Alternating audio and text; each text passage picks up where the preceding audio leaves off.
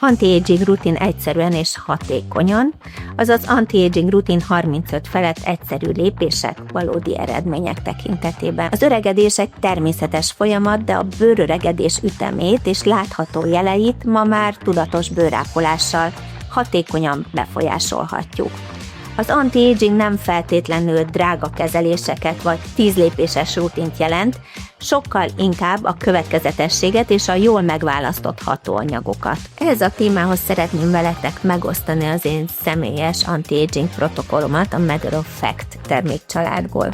Reggel a Brightening and Firming szérummal szoktam kezdeni, aminek a különlegessége és maga a szabadolmaztatott formulája az a 20%-os L-aszkorbinsav tartalma, azaz C-vitamin tartalma, messze a piacon található termékek közül a legmagasabb százalékos arányban tartalmazza a C-vitamint, ráadásul egy olyan formulában, és ez jelenti a szabadalmaztatott részét, ami könnyen nem bomlik el, pontosan ezért nem savasítja a bőr pH-ját, és nem teszi irritatívá a C-vitaminnak a használatát.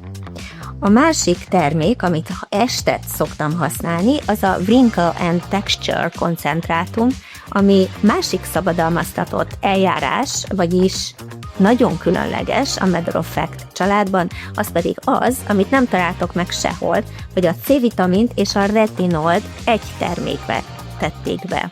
Ez tulajdonképpen pontosan ennek a technológiának köszönhetően tud együtt megjelenni, és nem irritálja a bőrünket, tehát egy érzékeny bőr, vagy pedig egy problémásabb bőr esetén is, például egy rozácea kezelésnél sem kell a C-vitamint, illetve a retinolt elhagynunk, hanem nyugodtan alkalmazhatjuk, mert nagyon minimális és nagyon kevés esetben okoz akár irritációt.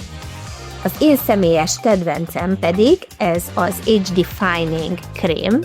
Ez pontosan azért, mert én már menopauzában vagyok, ezért áraz, irritatív bőröm van, és ebben olyan hialuronsav koncentrátum, illetve olyan hialuronsav molekula található, ami 4 különböző molekula súlyban helyezkedik el, vagy tartalmazza maga ez a krém, és 4 különböző rétegben tud integrálódni a bőrbe, és felhidratálni, vizet megkötni, és ezáltal simábbá, üdébbé és hidratáltabbá tenni. Tehát ez az én személyes anti-aging protokollom, amit kipróbáltam, és nagyon szeretem.